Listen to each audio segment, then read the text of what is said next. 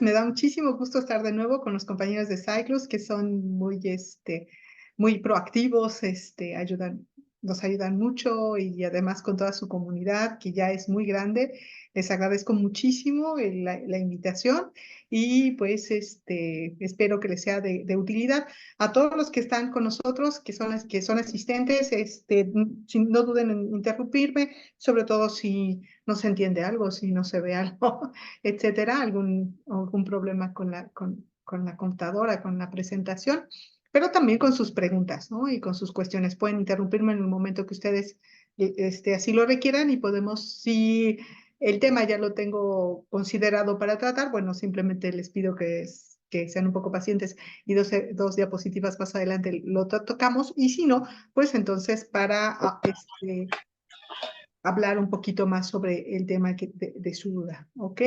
Bueno, permítanme unos segundos, vamos a hablar entonces sobre la situación actual de la diabetes. Antes que nada, vamos a hablar sobre la diabetes en sí misma. La diabetes, los médicos la consideramos una enfermedad compleja. ¿Por qué es una enfermedad compleja? Porque a diferencia de otras enfermedades que solo está manejada por una sola área, es decir, por ejemplo, por factores genéticos, todas aquellas personas que tienen problemas de un gen, la gente que tiene, por ejemplo, anemia falciforme o algún tipo de enfermedades que son genéticas, o aquellas enfermedades que son solamente ambientales. Por ejemplo, acabamos de pasar el COVID y COVID es una enfermedad infecciosa que es básicamente ambiental.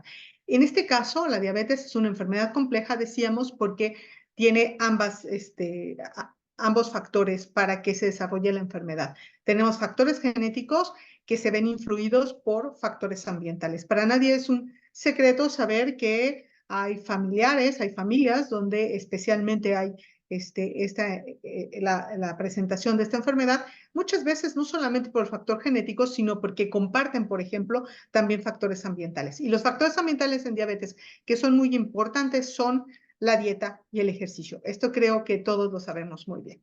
Pero antes que nada vamos a definir a la enfermedad. ¿Qué es la diabetes mellitus tipo 2? Hay varios tipos de diabetes mellitus, es más, hay varios tipos de diabetes. Hay la diabetes que los médicos llamamos insípida, que es otro tipo de diabetes, por eso le ponemos apellido normalmente, aunque actualmente como el problema de diabetes es muy importante, la epidemia de diabetes es justo en diabetes mellitus, a veces nos ahorramos el mellitus y simplemente decimos diabetes y sabemos a lo que nos estamos refiriendo. Específicamente la epidemia está dada en diabetes mellitus tipo 2. Bueno, pues en general, ¿qué es la diabetes? La diabetes es una enfermedad causada por un defecto en la secreción de insulina. Este defecto puede ser absoluto o relativo, es decir, puede realmente tu cuerpo dejar de producir suficiente insulina o simplemente no está cubriendo los requerimientos de tu cuerpo. ¿Por qué? Porque posiblemente los requerimientos se incrementaron.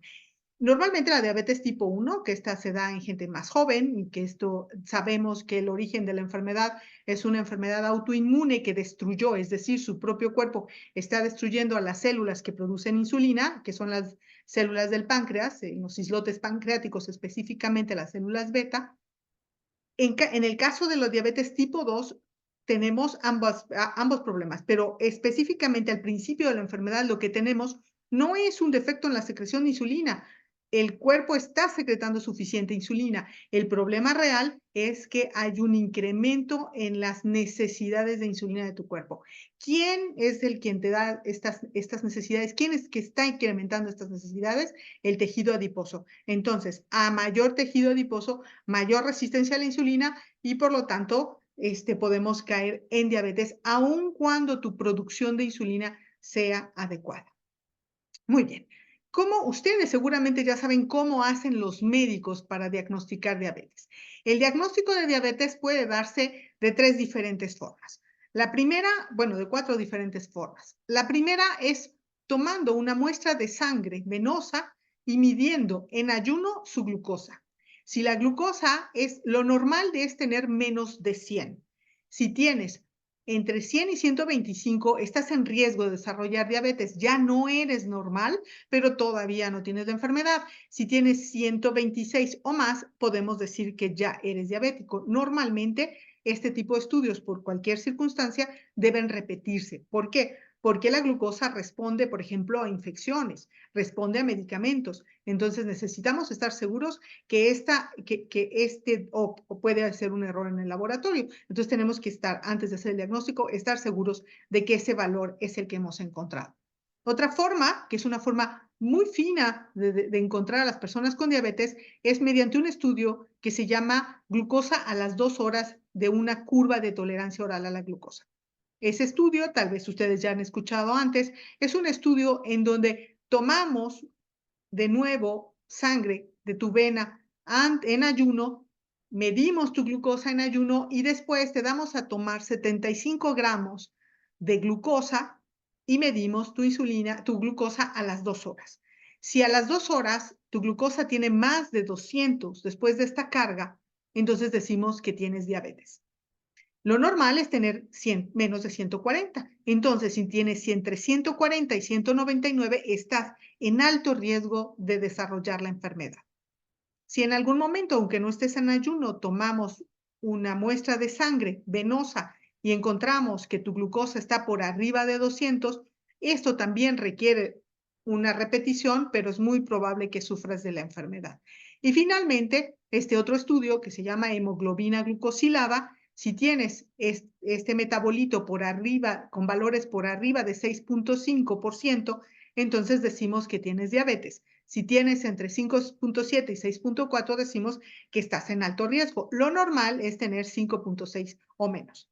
Este estudio es válido solamente si tú no sufres de anemia o de policitemia, porque lo que estamos haciendo es medir la proporción de esta molécula que es hemoglobina, que están en tus células rojas de la sangre, que transportan el oxígeno en tu sangre. Si ellas por alguna circunstancia están en menor concentración o en mayor concentración, entonces vamos a tener alterado este valor y no es válido para el diagnóstico de diabetes. Entonces hay que tener mucho cuidado con ello.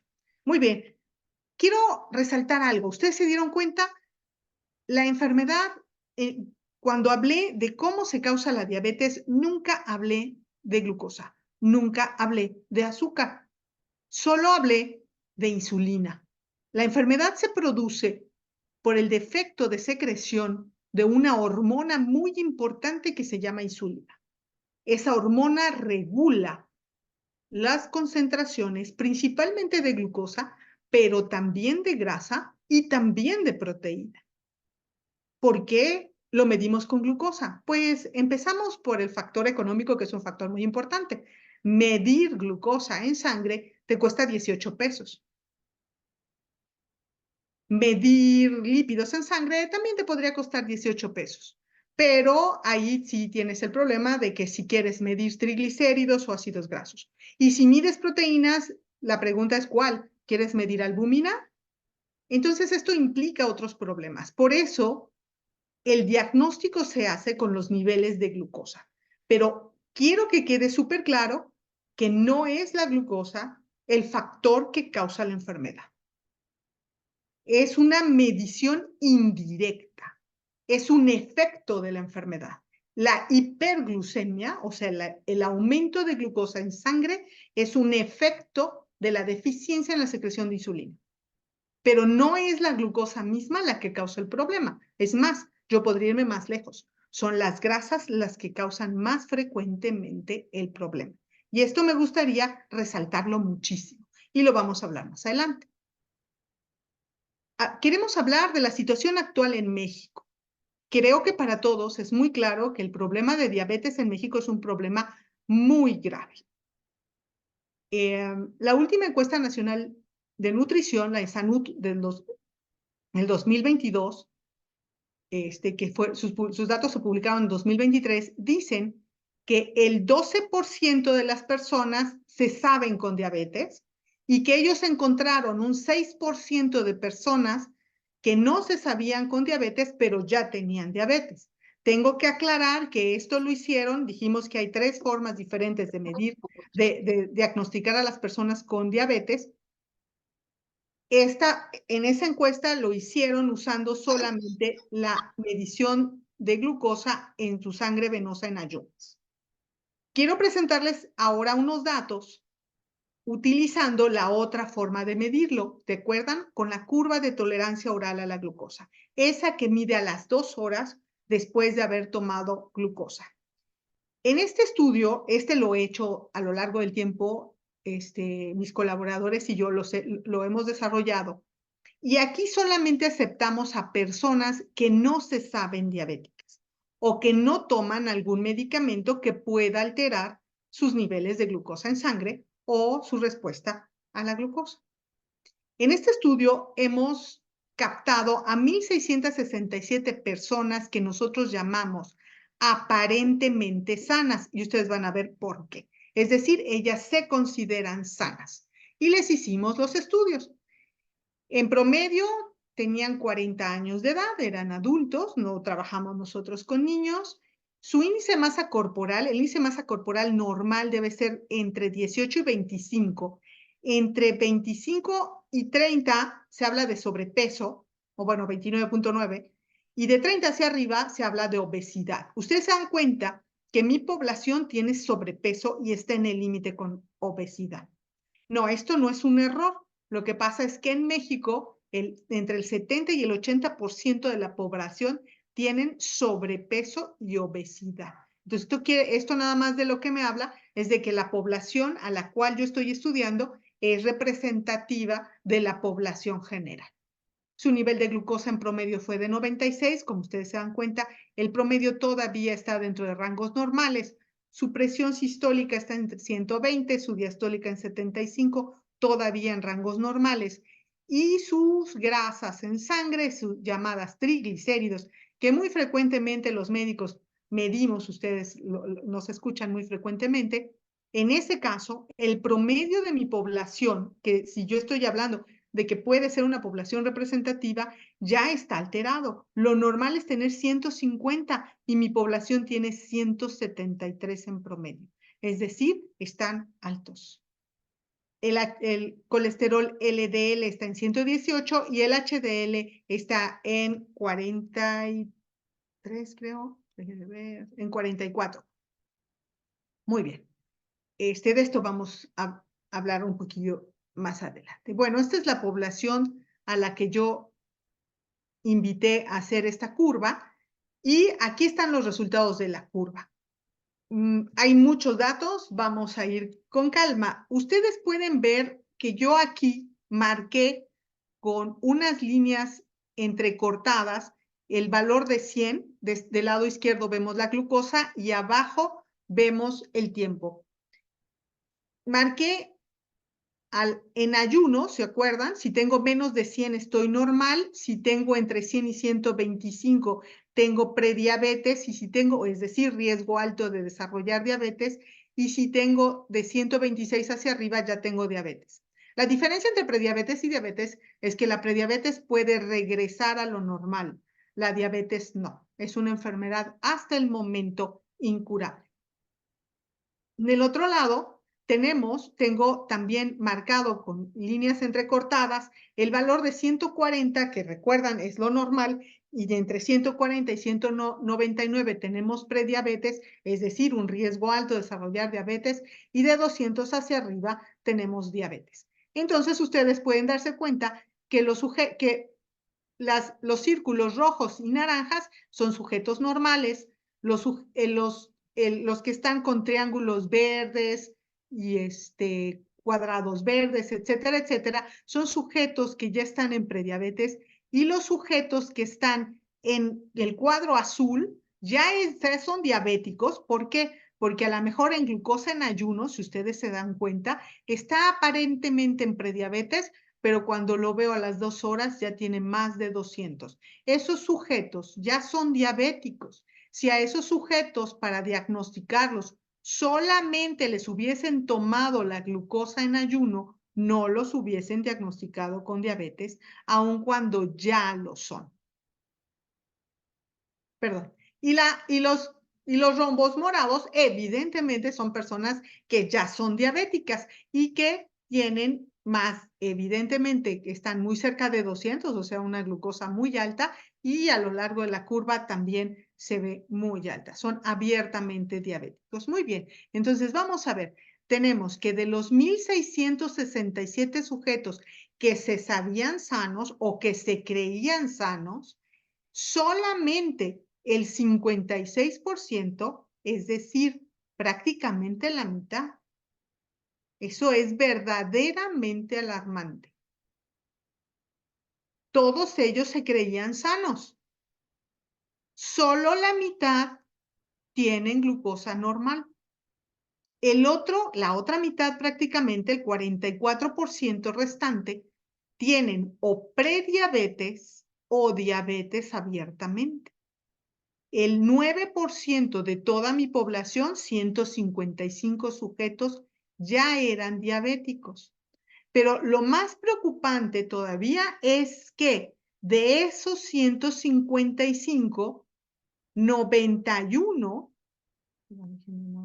un poquito aquí arriba, 91 son sujetos que no hubiese hecho el diagnóstico si no hubiese hecho una curva de tolerancia oral a la glucosa.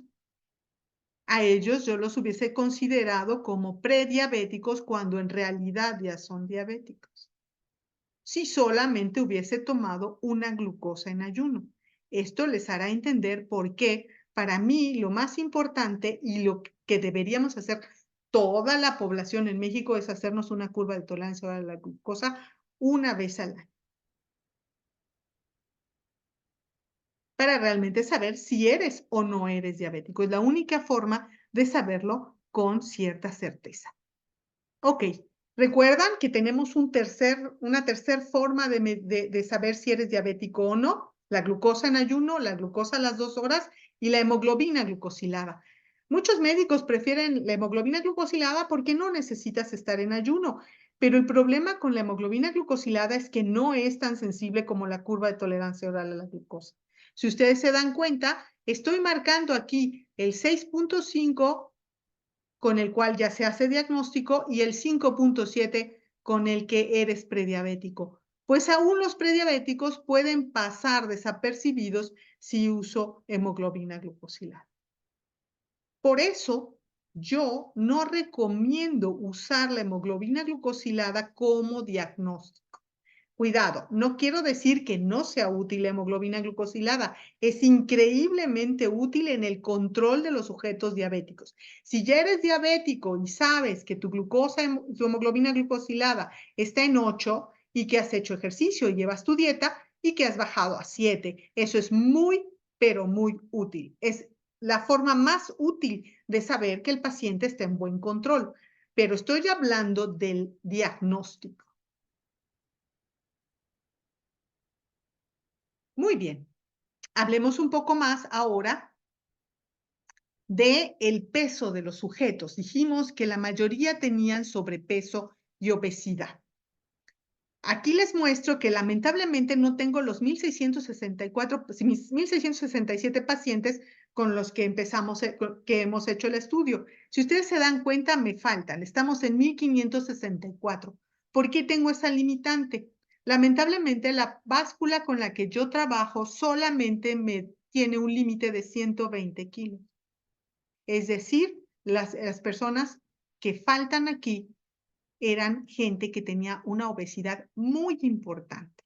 Eso va a sesgar un poco los datos en obesidad, pero creo que por el volumen de mi muestra me puede permitir hacer aseveraciones aún con esos datos. De estos 1,564 sujetos en los cuales pude medir su peso, el 24% aproximadamente son delgados. Esto se acerca mucho a la realidad de nuestro país. Entonces, eso quiere decir, les digo, eso me tranquiliza porque quiere decir que mi muestra puede ser representativa de lo que pasa en todo el país. Es decir, no está sesgada, no es que vea a solo cierto tipo de pacientes, sino pareciera que está representada por todos los grupos de pacientes en el país, porque como les dije, la mayoría, entre el 70 y el 80% de la población en México tienen sobrepeso y tienen obesidad. De ese 23.5%, 24%, el 20% de los delgados, es decir, no es ser delgado quiere decir que estoy fuera de riesgo. el 20% de los delgados ya tienen prediabetes o diabetes. Entonces, no, el ser delgado no me exime de poder tener riesgo o la enfermedad. El 37.5% tenían sobrepeso. Si ustedes se dan cuenta, entre el ser delgado y tener sobrepeso, voy a más del doble del riesgo de tener prediabetes o diabetes. Voy del 20% al 45%. Y si tengo obesidad, más de la mitad de los sujetos obesos de seguro tienen o prediabetes o diabetes. Por eso es tan importante mantener, porque que va de un 20% a un 58%. Es una condición, entonces es una condición muy importante el tener sobrepeso u obesidad. Además de eso, algo que ustedes van a notar, aquí tengo a los sujetos normales, tanto los rojos son normales como los naranjas. ¿Se acuerdan? Que eran las bolitas naranjas y rojas. Sin embargo, yo los dividí en dos circunstancias. Los que no tienen algo que se llama resistencia a la insulina, es decir, los que su cuerpo está produciendo y funcionando adecuadamente con la insulina, y los que, aun cuando todavía no tienen prediabetes o diabetes, los naranjas, pero su cuerpo ya no tiene una acción adecuada de su insulina.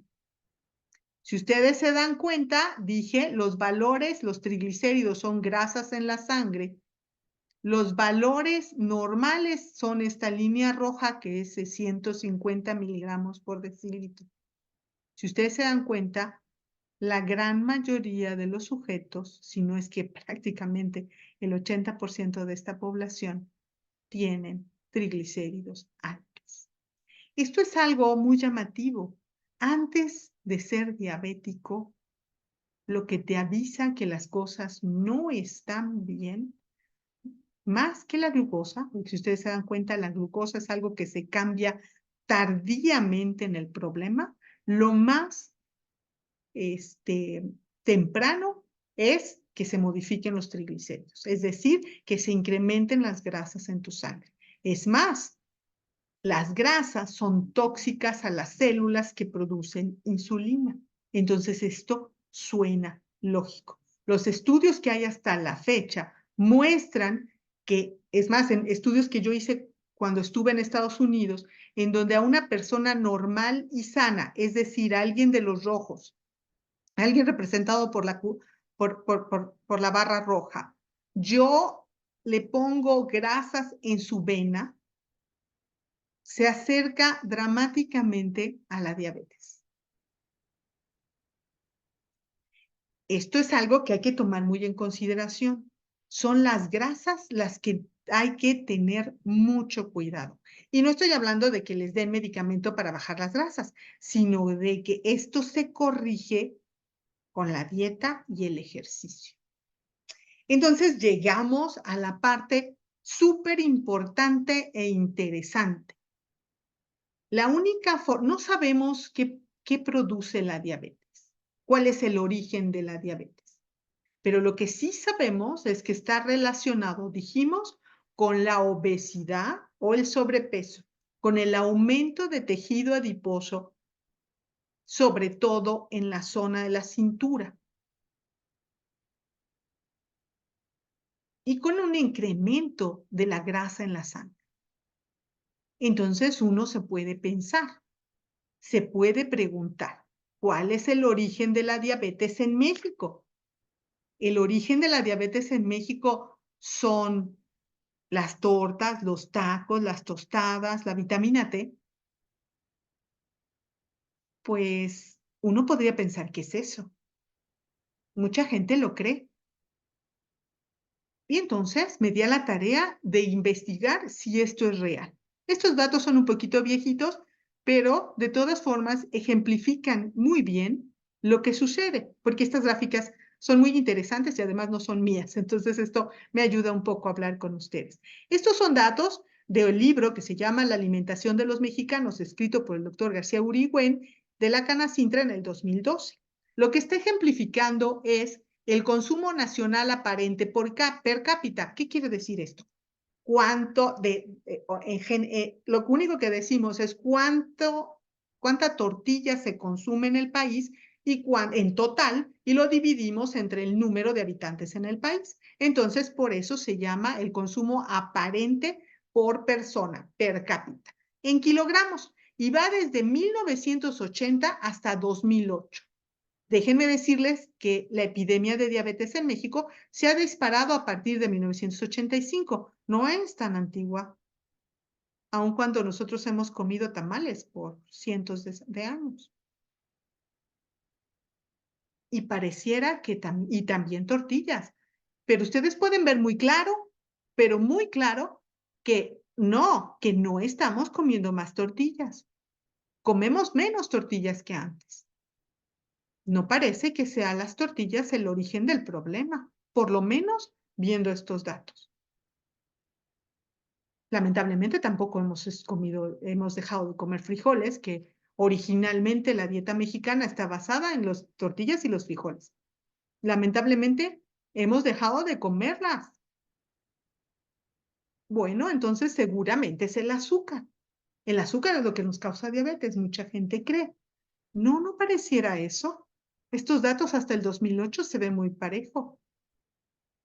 Ya sé, es el trigo, porque todos en México no nos podemos negar a un pan dulce, a un delicioso pan dulce, a ese vicio delicioso. Pues no, tampoco pareciera. El trigo, los datos de trigo también se ven muy estables. ¿Qué sucede? ¿Realmente eso es lo que causa la enfermedad? Un grupo de estos pacientes, de los 1,600 y pico, los estudiamos con una compañera nutrióloga y ella nos hizo favor de revisar. Y entonces les pedimos a los pacientes que nos contaran qué es lo que regularmente comen, especialmente el día anterior al estudio. Y después nosotros corregimos su dieta y le dimos una dieta ideal, la dieta que debería comer ese sujeto. Idealmente, aun cuando tú comas muchísimo, aunque tú seas una persona muy obesa que estás comiendo más de 3,000 kilocalorías por día, lo ideal en un médico nunca es disminuir dramáticamente el consumo de calorías en total. Siempre lo que hacemos es solamente reducir un 10% la cantidad de calorías. ¿De acuerdo? Entonces vamos, de que en realidad no comen tanto mis pacientes, a pesar de estar tan gorditos, porque si ustedes se dan cuenta, por lo que ellos nos dicen, esto tiene un pequeño sesgo, es lo que el paciente dice, ¿eh? No tengo ahí como la cámara para que nos puedan decir si es cierto o no. Pero como ustedes pueden darse cuenta, los sujetos no estaban comiendo mucho, alrededor de 1,700 kilocalorías, y nosotros dijimos un 10% porque es lo indicado. Si el sujeto estuviera comiendo correctamente, es decir, bien balanceado, entonces proteínas, grasas y lípidos bajarían un 10%. Pero ustedes pueden ver que en el caso de las proteínas está bajando un 7%, no un 10%. Entonces quiere decir que estamos comiendo menos proteína. En caso de los lípidos, deberían estar reduciéndose en un 10%, pero no es así. Los redujimos un 20%. ¿Qué quiere decir eso? Que lo que estamos comiendo en exceso son grasas, porque no son azúcares. El azúcar solamente, si ustedes se dan cuenta, de las 3 sustancias que nos dan energía, la que menos disminuyó es los carbohidratos, es decir, lo que menos estamos comiendo es azúcares. Pero ¿y entonces por qué tenemos diabetes? Pero les acabo de decir que las grasas son tóxicas para el páncreas. Entonces, pareciera ser que el consumo de grasas nos están predisponiendo para la enfermedad, pero además hay un factor más, la fibra. ¿Ustedes se dan cuenta? entre los 28 gramos de fibra diaria, los 30 gramos de fibra diaria que debes comer, mis pacientes están comiendo solo 7 gramos. Hay que incrementar en tu dieta un 400% tu consumo de fibra. Es decir, no estamos comiendo vegetales. Un paciente alguna vez me dijo, ¿usted come vegetales? Sí, cómo no. ¿Cómo se llama? El cilantro que le ponen a los tacos. Creo que ese es uno de los problemas muy graves. Vamos a verlo detenidamente. Esto seguramente es porque a lo mejor hay más gorditos y por eso son los gorditos los que no están comiendo fibra. Vamos a dividir entonces a los sujetos en delgados, que tienen menos de 25 de índice de masa corporal, en aquellos que tienen sobrepeso entre 25 y 30, o los que tienen obesidad, incluso obesidad tipo 1, 30 a 35, tipo 2, 35 a 40, tipo 3, más de 40. O sea, muy, muy gorditos. Ok, la edad parece que aumenta con la a mayor edad, mayor obesidad. Los niveles de glucosa también se aumentan con mayor obesidad, como nosotros lo esperábamos. Al revés, el colesterol bueno baja. El consumo de refrescos es muy parecido en todos. Todos consumen grandes cantidades de refresco. Y todos no consumen verduras. ¿Será eso lo que tiene a nuestra población enferma? Pues yo creo que vamos cerca de ello. Esta se llama proteína C reactiva y lo que mide es inflamación, porque el estar gordito inflama nuestro cuerpo. Entonces lo que estamos teniendo es inflamación. Y lo que estoy viendo es que sí, que a más gordito, más inflamación. Eso es como mi control para darme cuenta de que los datos que estoy analizando no parecen alterados. Muy bien, muy bien. Entonces, si no estoy consumiendo, entonces pareciera que lo que estoy consumiendo más es grasa y lo que estoy comiendo de menos son vegetales. Y eso es lo que me está enfermando. Pero además de ello, esta gráfica me muestra que en los últimos años, esto va desde 2002 hasta 2010, y si continuara la gráfica, podría decirles que esta caída es todavía más dramática. En realidad no estamos comiendo. Si de por sí les dije que en general azúcares, carbohidratos, estamos comiendo menos.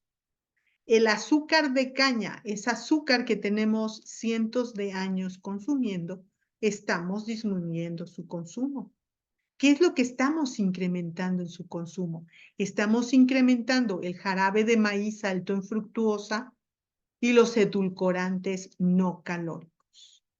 Eso es lo que ustedes se dan cuenta, se ha incrementado a lo largo del tiempo. ¿Tendrá eso que ver también con el desarrollo de la enfermedad? Esta es una imagen muy bonita, me gusta mucho usarla. Es de un libro que va de unos periodistas que van por el mundo y le preguntan a la gente, por favor, a diferentes países, por favor, sobre una mesa ponga lo que usted y su familia comen en una semana. Es un libro muy interesante porque empieza desde la definición de familia. Entonces hay algunos pueblos que su definición de familia no es la familia nuclear, sino es la familia extendida. Esta es la imagen de una familia mexicana.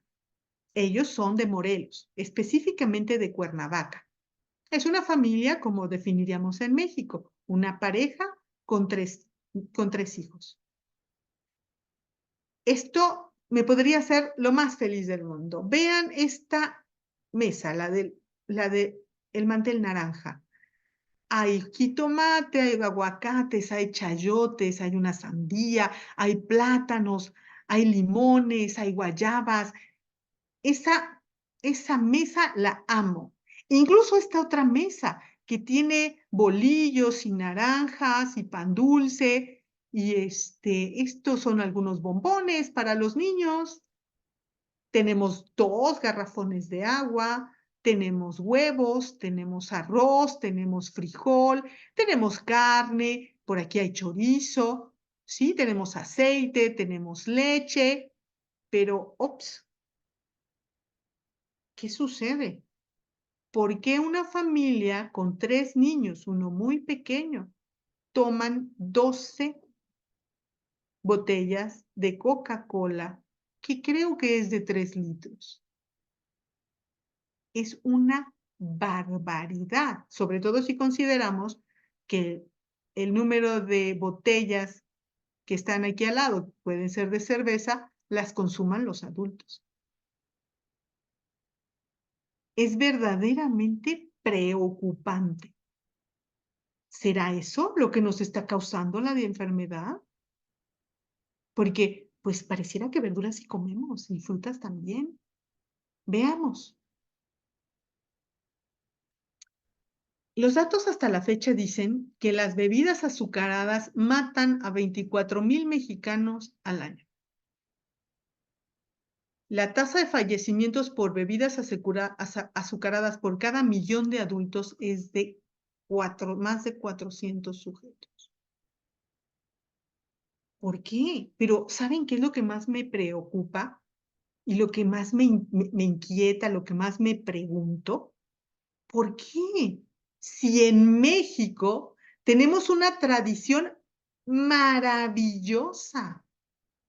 En México tenemos esta tradición de las aguas frescas, del agua de limón, del agua de tamarindo, del agua de Jamaica, del agua de horchata, y de ahí me puedo seguir con la de piña, con la de sandía. A mí la de sandía, ahora en estas épocas que así hecho tanto calor, me encanta. La de pepino, que es increíblemente refrescante. Pero además de ello, tenemos bebidas ancestrales, tejate, pozol, bebidas muy locales. Si no todos somos de la Ciudad de México y tenemos a alguien, por ejemplo, de Jalisco, estará encantado de que hablemos del tejuino, que es increíblemente refrescante, es delicioso y refrescante. La gente de Chiapas nos puede hablar del tezcalate o del tepache, de bebidas fermentadas, o del colonche, que es de maíz, junto con las otras que llevan cacao y maíz. Y esas son frías, pero podemos hablar de las calientes, como el atole, como el café de olla, como el chocolate o como el ponche. Entonces, mi duda crece. ¿Por qué hemos abandonado eso y hemos tomado refrescos que además son mucho más caros? No lo entiendo.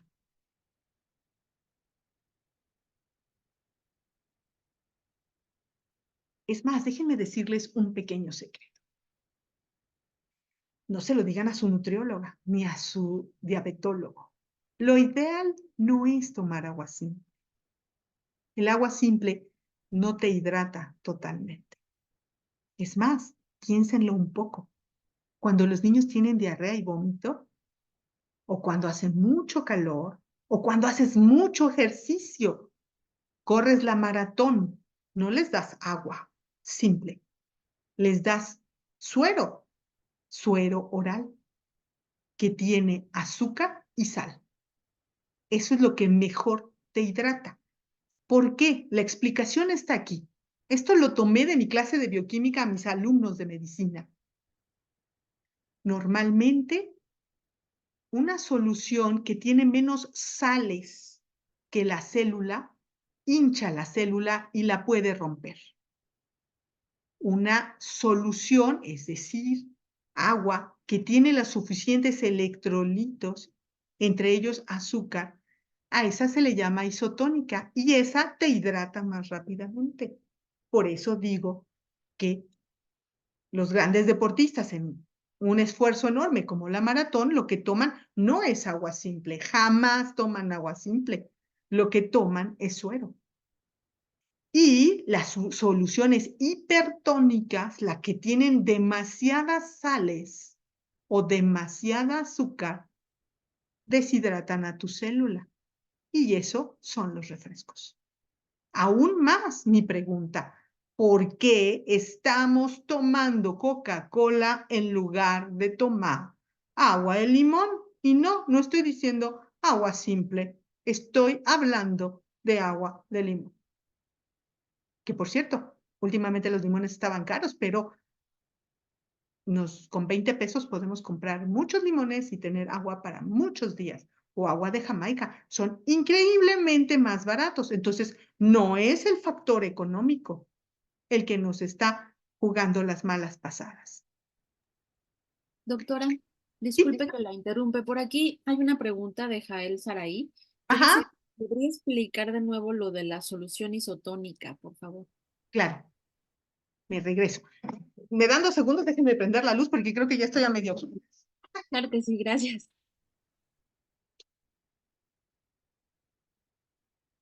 Es que estaba el solecito fuerte hace rato, pero ahorita ya lo perdimos. Ok.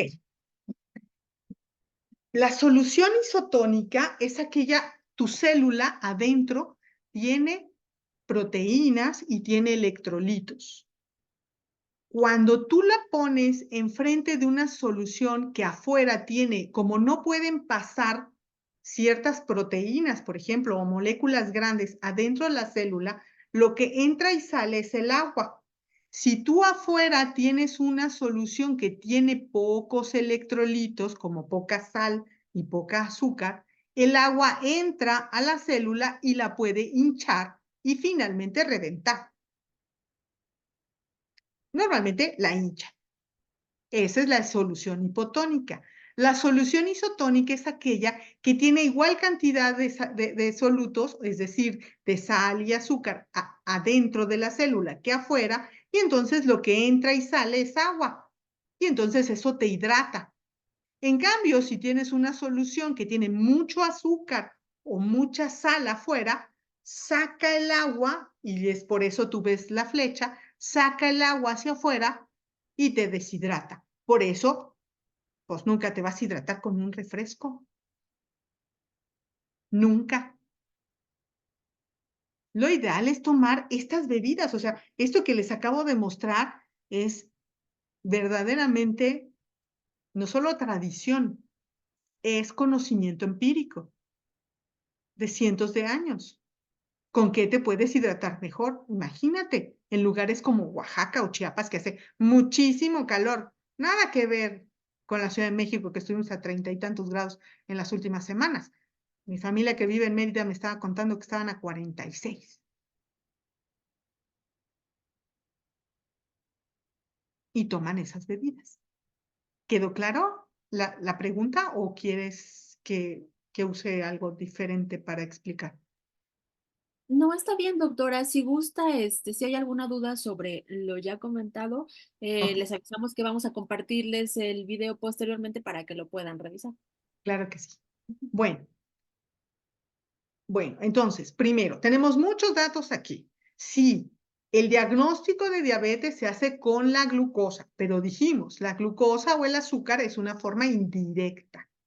Segundo, acabo de mostrarles que no, que lo que estamos excediéndonos no es en consumir azúcar, sino en consumir grasa. Pero aún vayamos más adelante. Este es un estudio que quiero compartir con ustedes. Estudio se hizo en China, con aproximadamente 2 millones de personas. ¿Y qué es lo que buscaron en este estudio? Lo que buscaron es preguntarle a las personas qué comían ese día. Ellos registraron cuál era la comida de esas personas y después siguieron a esas personas por 10 o 20 años y vieron cuántas de ellas murieron de lo que sea, hasta por un accidente, porque a veces te mareaste y por eso te caíste y eso fue un accidente y de eso se murió, ¿no? O te sentiste mareado, te cruzaste la calle y te arrollaron, pero el problema de base pudo haber sido otro, ¿sí? Entonces, para el mareo. Entonces, lo que hacen aquí es determinar tu riesgo de muerte de acuerdo a la cantidad de carbohidratos que comes en un día. Si ustedes se dan cuenta, hay un nivel que ya conocemos las nutriólogas y los médicos y que ya es bien sabido, que entre 45 y 55% de tu dieta, aquí específicamente, entre 50 y 55% de tu dieta deben ser carbohidratos. Azúcares.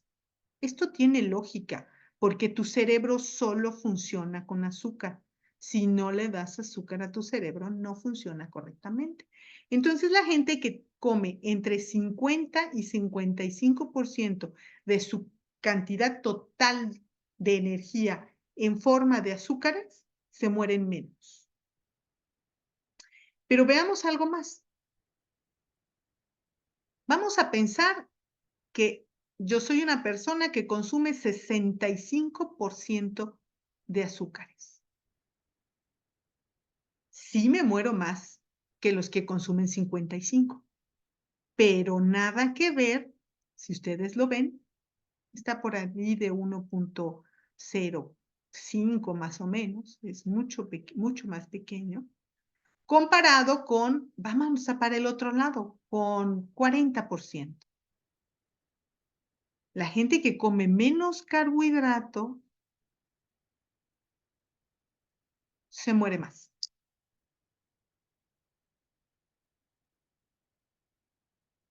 ¿Por qué les digo esto?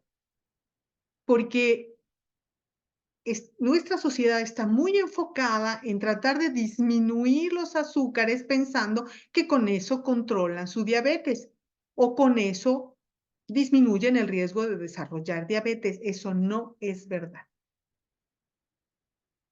Y eso se los estoy mostrando aquí.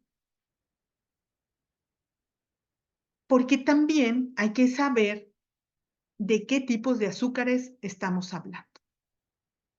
Este es un estudio en donde lo que hicieron es tomar ratitas y darles agua, las bolitas negras, los triangulitos negros es azúcar, azúcar normal, sacarosa es azúcar normal, azúcar de caña de la que le ponemos al café, glucosa, sacarina, sucralosa y aspartame son las bolitas, los cuadritos y los triangulitos azules. Ya les mostré a ustedes cómo se ven estas curvas de tolerancia oral a la glucosa en la gente que tiene diabetes, ¿sí? Bueno, pues los que tomaron agua, azúcar y glucosa, estuvieron durante mucho tiempo tomándolo y luego les hicieron la curva, sus curvas son normales. Pero aquellos que tomaron sacarina, sucralosa o aspartame están desarrollando diabetes. Y ustedes lo pueden ver en las curvas azules que están por encima, en donde su azúcar subió dramáticamente. En teoría, estos edulcorantes no calóricos no producen energía, no se absorben, se quedan en el tubo en el intestino. Entonces, ¿qué es lo que están haciendo? Bueno, lo que encontraron ellos es que si les das antibióticos a los ratoncitos regresan a lo normal. Entonces, quiere decir que estas sustancias están alterando a las bacterias que viven normalmente en nuestro intestino. Y las están alterando de tal forma que nos producen diabetes. Sí, pero esas son ratas. No.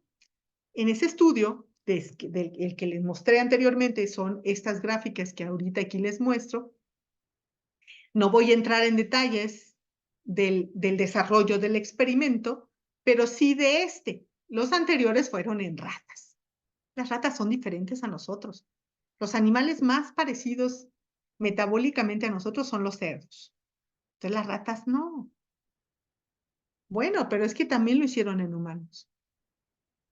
Tomaron a humanos que ellos dijeron que no tomaban este tipo de alimentos con edulcorantes no calóricos, les dieron edulcorantes no calóricos y un grupo de ellos desarrolló diabetes o resistencia a la insulina.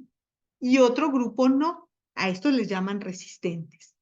Pero lo más probable es que no es que sean resistentes, es que necesitan un poquito más de tiempo para desarrollarlo. Ahora entienden por qué yo digo que nunca deben tomar alimentos que contienen edulcorantes no calóricos. Nunca, nadie. y menos un diabético. Regresemos a los refrescos. Coca-Cola. Ahora la ley lo obliga a poner estas marcas que dice exceso de calorías y exceso de azúcares.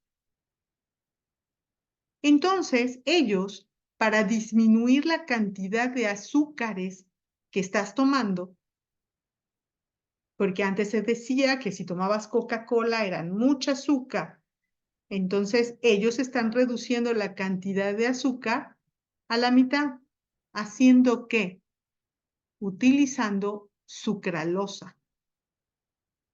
A ver, déjenme ver, creo que la vi por aquí. Sí, mira, es de la que produce diabetes. Pero además, otra que produce diabetes, no traigo más datos ahorita, pero otra que produce diabetes se llama jarabe de maíz alto en fructosa. Entonces, no todos los azúcares son iguales. Es más, el azúcar más benévolo con nuestro cuerpo es el azúcar de caña. Sí, ese que le ponemos al café. Y no importa si es blanca o es morena, tienen las mismas calorías. La que es mucho más tóxica es el jarabe de maíz alto en fructosa. ¿Por qué?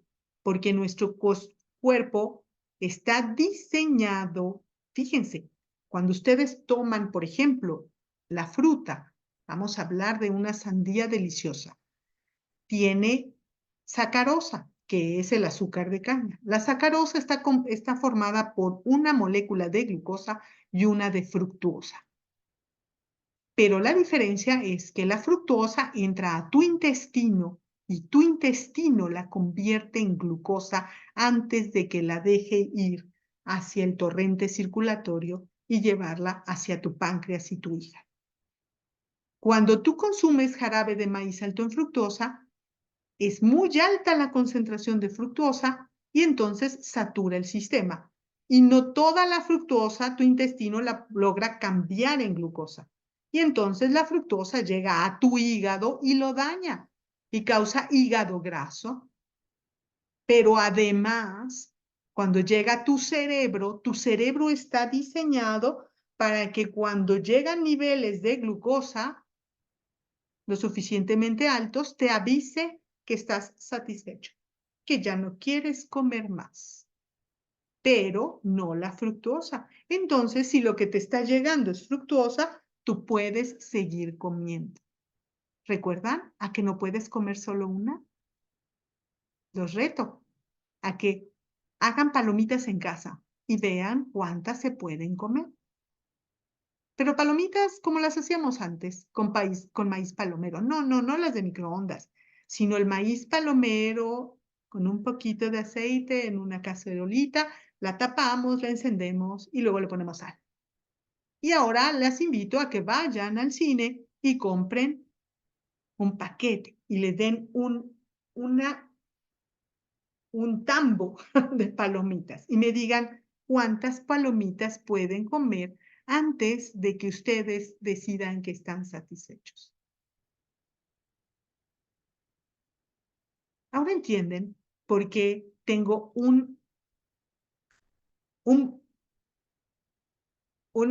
¿qué le diré? Una fijación, dirían muchos, en evitar, empezando por mi familia, en evitar que cualquier persona consuma alimentos edulcorados con edulcorantes no calóricos y con jarabe de maíz alto en fructosa.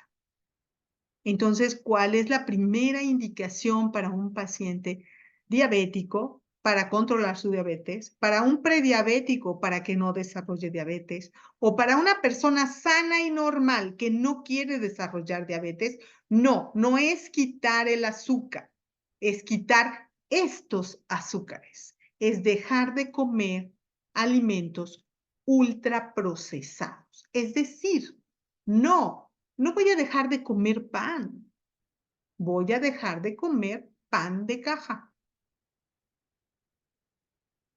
No, no voy a dejar de comer galletas. Voy a dejar de comer galletas comerciales. Si yo las hice en casa, si se las compré a las monjitas en la iglesia, en la panadería de la esquina, claro que puedo comer galletas. ¿Se dan cuenta?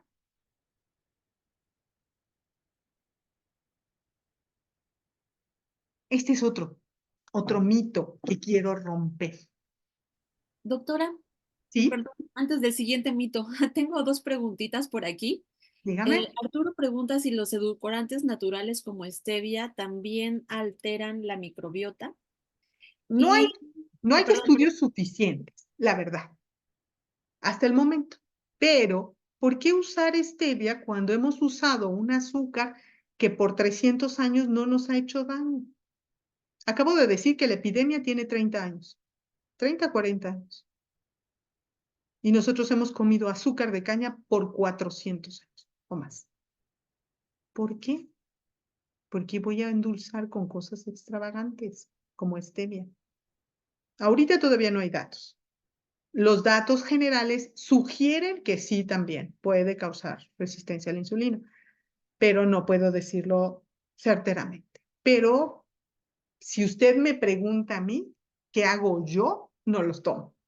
Yo tomo azúcar, azúcar de caña. Y usted puede preguntarle a mi estudiante, a mi enfermera, cómo yo endulzo mi agua o endulzo mi café con azúcar de caña. Claro que no pongo 5 cucharadas café grandes, ¿no? Uso 2 cucharaditas cafeteras cuando más. y la otra pregunta es si se ha encontrado alguna diferencia entre la miel natural y el azúcar refinada. La miel natural tiene otros factores nutritivos que son muy importantes y muy buenos, pero también, o sea, sigue siendo azúcar y como todo en esta vida, un exceso puede ser dañino, pero sí podrías usar en lugar de azúcar de caña miel, sin problema, porque además tiene, te digo, otros factores nutritivos que son muy importantes. Pero miel no comercial, ¿verdad? Lo ideal que no, lo ideal es que fuera natural, ¿no? Y en México tenemos Natural. mieles deliciosas, Pucha. o sea, de esta miel por ejemplo, Yucatán, de la melipona, ¿no? Deliciosa, pero bueno, en general hay muchísimas mieles deliciosas en México, deliciosas. Son de estas cosas que les digo, yo no entiendo por qué insistimos en tomar Coca-Cola o refrescos en general, cuando tenemos, ya les enseñé, no una, sino una variedad de bebidas deliciosas y que aparte pueden ser específicas de tu región. En fin, déjenme mostrarles estos otros datos. Estos datos los hizo el doctor Muñoz Cano, estos también están hechos en ratas. Dice mi hermana que si los van a hacer en humanos, que por favor le avisen porque las tortillas que usaron para el experimento están hechas a mano. Entonces dice mi hermana que si necesitan sujetos experimentales, le avisen. ¿Qué es lo que hicieron aquí? Bueno, lo que hicieron fue tomar a unos ratoncitos y volverlos diabéticos haciéndoles tomar muchísima azúcar. O sea, les ponen azúcar en su agua y como ellos tienen que tomar agua todo el tiempo, les ponen mucho azúcar como si tomaran refresco y entonces los ratoncitos se hacen diabéticos o en realidad con síndrome metabólico, que son las bolitas negras. Si ustedes ven, como tenemos a los ratoncitos que tomaron agua normal, que son los triangulitos acá abajo, estos son sus valores de triglicéridos. Cuando los convierten en ratoncitos diabéticos, pues los tenemos aquí arriba, sus triglicéridos muy altos. Cuando a esos mismos ratoncitos que ya son diabéticos les doy a comer tortillas o pozol, este estudio se hizo en Veracruz, los ratoncitos bajaron sus niveles de triglicéridos. Entonces, por favor, claro que un diabético puede y debe comer tortillas. Claro, no 1 kilo en una sentada. También las cantidades son importantes. Pero es una falacia, una mentira que los diabéticos no deben comer tortillas. Y eso es triglicéridos y de este otro lado la hemoglobina glucosilada, que les dije que es muy importante para medir los cambios de glucosa en un sujeto dado. Entonces pueden ver ustedes, el pozol no nos ayudó con eso, pero la tortilla nos ayudó maravilloso. La tortilla tiene carbohidratos, fibra, tiene calcio, es una maravilla. Somos la cultura que viene de las tortillas y del maíz. No puedo entender que ahora vengan del extranjero a decirnos que eso nos está enfermando y por eso nos estamos muriendo. ¿En base a qué? Sobre todo en otros países donde están en el mismo problema que nosotros, como si ellos comieran tortillas igual que nosotros. Yo no lo puedo entender, porque el problema de diabetes es mundial, no nada más en México. En México la cosa está horrible, pero es en todo el mundo. Entonces yo me pregunto, ¿todo el mundo come tortillas mexicanas? No.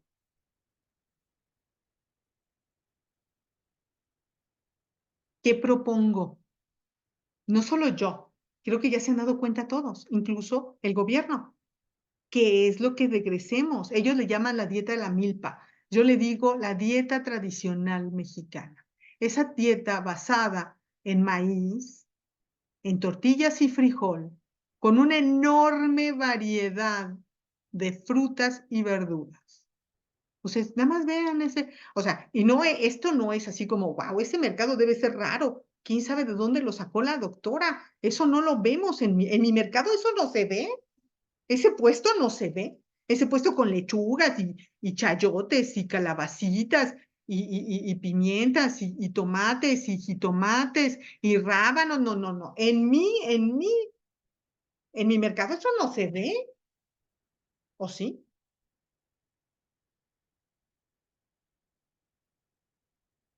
Ok. Otra cosa muy importante. La dieta y la actividad física. ¿Qué ha pasado con nosotros? Además de que ahora nos la pasamos tomando refresco y comiendo cosas que no debemos, no nos movemos. Es más, pregunten a la gente joven. Perdón. Lo que más mueven son los pulgares. No pasan de ahí. Pero no tenemos pretexto. No necesitamos pagar el gimnasio. No necesitamos los tenis de marca que cuestan 5,000 pesos. No. Necesitas los zapatos cómodos, salir a caminar. Es todo lo que necesitas. Salir a caminar. Lo ideal dice que 30 minutos diarios. Y eso es todo. Los 10,000 pasos, ¿se acuerdan? Traigo mi contador de pasos. Hoy no he hecho muchas. Ah, no, estoy en 9,255. Ahorita le camino un ratito más y ya llegué a mis 10,000. Aunque les diré, yo nado 2 kilómetros cada que puedo, 4 veces a la semana, cuando menos. Entonces, sí lo podemos hacer. Ok. Voy a contarles una historia. Él es un paciente como ustedes. Se creía sano, tenía, porque esto fue al principio cuando lo conocimos, 49 años de edad, y se enteró que era diabético cuando un familiar le pidió, imagínense cómo él se creía sano, que pidieron que fueran a donar sangre para un familiar que se iba a operar. Y él fue a donar sangre porque se creía sano. Y cuando le toman las muestras para donar la sangre, le dicen, usted no puede donar sangre porque su glucosa está en 312. Dijimos que lo normal es 100, menos de 100, 312. Y sus triglicéridos, dijimos que lo normal es 150, estaban en 427. Ops, sí. Ok. Nada más quiero decirles que para una persona diabética el objetivo es tener una hemoglobina glucosilada menor a 7. Dijimos que el diagnóstico se hace con 6,5, pero ya que se sabe es diabético, lo ideal es tener menos de 7. La glucosa en ayunas y después de comer, 2 horas después de comer, debe estar entre 70 y 130 miligramos por decilitro. Y inmediatamente después de comer debe estar en menos de 180, ¿de acuerdo? Ok, pues a este paciente que por cierto es un ingeniero, una persona muy agradable. Esto es lo que le preguntamos. ¿Qué comió usted el día de ayer? Y esto fue lo que nos contó. Se desayunaba a las 10 de la mañana, una manzana, 3 huevos con jamón, con 3 tortillitas, su café negro con azúcar. Eso no parecía tan mal. Pero a media mañana se tomaba un refresco y unas galletas con chispas de chocolate. Les puedo decir hasta la marca. Seguro ustedes también la saben. Después, a la hora de la comida, a las 7 de la noche, tomaba lentejas, arroz, acelgas, fíjense, él sí comía verduras, con papa, caldillo de jitomate, pollo, 3 tortillitas y agua. Muy bien. Pero como a las 8 de la noche se tomaba otro refresco. Y ya para la cena, a las 11 de la noche, tomaba su bistec con 3 tortillas y su café y otro refresco. 3 refrescos al día. Más de litro y medio de refresco al día. Y ustedes ya se imaginarán de cuál, porque ese es el más frecuente, porque todavía si tomaran refresco nacional como Boing, que está hecho con azúcar de caña, pues a lo mejor no le pasaría tanto, pero como toman este otro refresco, que yo no entiendo, bueno, pues eso es lo que pasa, eso es lo que tenía ese paciente. Ok, esta fue su dieta. Esta es el sábado en su dieta. De desayuno, chilaquiles, una taza de melón con amaranto y su café, con azúcar, por cierto. A media mañana le quitamos el refresco. Y ahora lo que toma son jícama con chile y limón. A la hora de la comida, pues come más o menos parecido, ¿eh? Nada más le bajamos un poquito la grasa, porque sí estaba comiendo mucha grasa, y estaba comiendo muchas tortillas. Le pusimos 2 tortillitas en lugar de 3. Nopales, pescado, arroz. Y de nuevo, en la colación vespertina, donde se tomaba de nuevo su refresco, se lo cambiamos por pepino con chile y limón. Y a la hora de la cena, le dimos, pues básicamente algo muy parecido, con 2 tortillas de maíz. Lo único que ustedes pueden ver en todos lados es que estamos comiendo más vegetales. Cambiamos esos 7 gramos de fibra por 30 gramos de fibra. Les voy a decir un secreto. ¿Por qué debo ser tan insistente en que comamos verduras?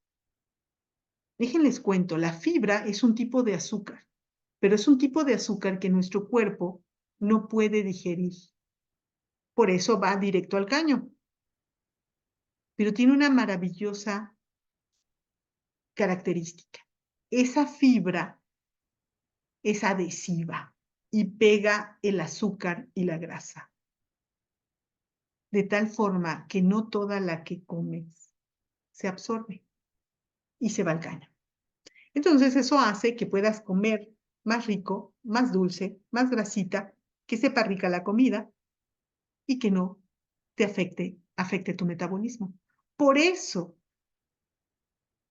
para los diabéticos, para los prediabéticos, y si yo no soy normal y no quiero ser diabética, debería estar comiendo vegetales con mis 3 comidas. Entonces, en lugar de comerme un huevo frito, me debería comer un huevo con ejotes. En lugar de comerme un bistec asado, me debería comer un bistec en salsa verde con nopales. En lugar de cenar, ¿qué me gusta? Un sándwich de jamón. Mejor me cenaría un sope con mucha lechuga y salsa. Delicioso. Uy, esto se me antojó. Me encantan. Además, por amor de Dios, la cocina mexicana es patrimonio mundial. Es patrimonio de la UNESCO, patrimonio inmaterial de la UNESCO. Y la verdad es que es verdad, comemos cosas deliciosas y no necesitamos moverle mucho. Por amor de Dios, tenemos un montón de comidas que llevan nopales, chilacayotes, ¿cómo se llama? Calabacitas. O sea, empecemos por qué les gusta. Me da un delicioso mole de olla, con muchas verduritas.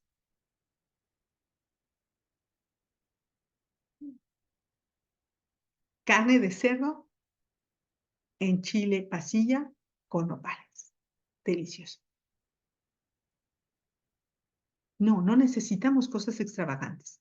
No necesitamos comer cale, ni berenjena, ni cosas así. Necesitamos comer comida mexicana deliciosa. Ok, Doctora, por acá nos preguntan que qué bebida le dieron en lugar de refresco.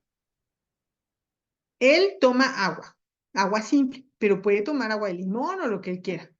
Toma café, en el desayuno y en la cena toma café con azúcar, por ejemplo. Bueno, por favor, a su café no le pongan esas cosas espantosas ¿cómo se llama? De sustituto de leche, sustituto de crema. Es más, fíjense, hasta el nombre lo dice. No es crema, sustituye a la crema. Todavía si pusieran crema, la crema es grasa de leche.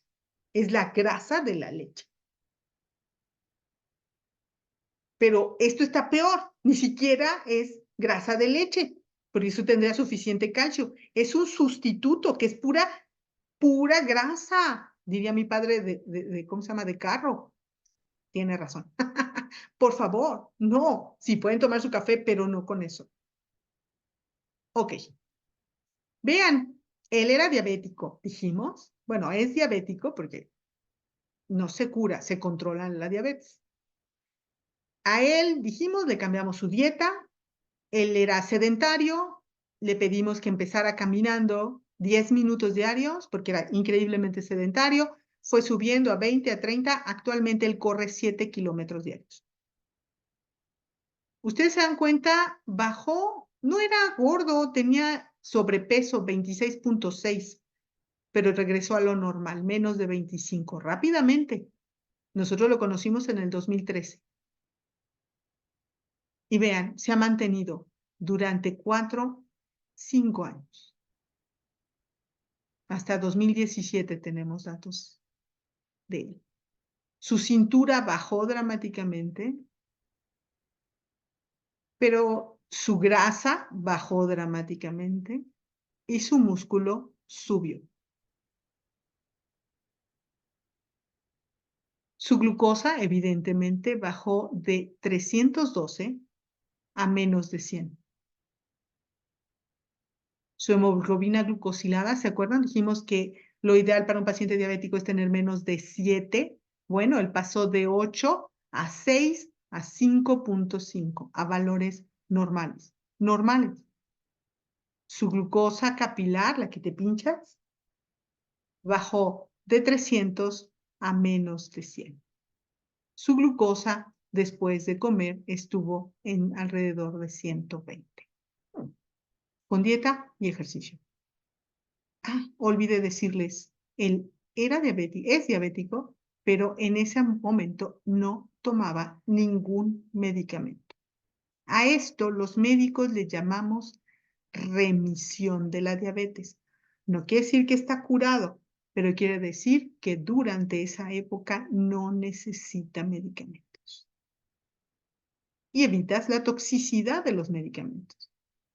Porque todo lo que hacemos los médicos, es más, todo lo que hacemos los seres humanos, toda acción tiene una reacción. Todo, tus decisiones tienen un lado agradable y uno desagradable, en todos los sentidos.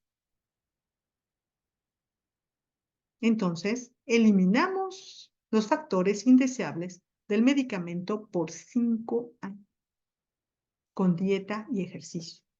Una dieta espantosa, a base de chilaquiles. ¡Qué espanto! Bueno, evidentemente el trabajo no lo hago yo sola. Estoy en un grupo, y aquí me faltó Alejandro, que es nuestra última adquisición, porque, perdón, pero todas las fotos que encontré de Alejandro tenía cubrebocas, entonces no pude agregarlo, pero somos un grupo multidisciplinario de médicos, de enfermeras. Aquí está la jefe Anita, que es mi brazo derecho, mi enfermera, que me ayuda muchísimo, mis médicos pasantes, mi estudiante de maestría, la química que nos ayuda con los laboratorios, las enfermeras que nos ayudan, y aquí atrás, escondidita, está nuestra nutrióloga. También tenemos a mi asociada, que es genetista, que nos ayuda también con algunos estudios sobre genética de diabetes. Ahorita no lo toqué, pero Aun cuando, déjenme les cuento esto. Los datos hasta la fecha dicen que sí, que si tú tienes familia con diabetes, tienes un mayor riesgo de desarrollar la enfermedad. Pero por genética, es decir, por los genes que te heredaron, solo el 20% del riesgo de desarrollar diabetes depende de tus genes. El 80% depende de tu dieta y de tu actividad física. Entonces, no estamos, yo vengo de una familia donde, y bueno, el ejemplo es mi padre. Mi padre murió hace 3 años, de 89 años. Toda su familia tuvo diabetes, todos sus hermanos murieron ciegos, sin piernas y con falla renal. Él nunca desarrolló diabetes, nunca. Murió por otras causas, ya pues era un anciano. ¿Y qué fue lo que lo protegió? Pues que toda su vida fue muy deportista, hizo mucho ejercicio y comía saludablemente.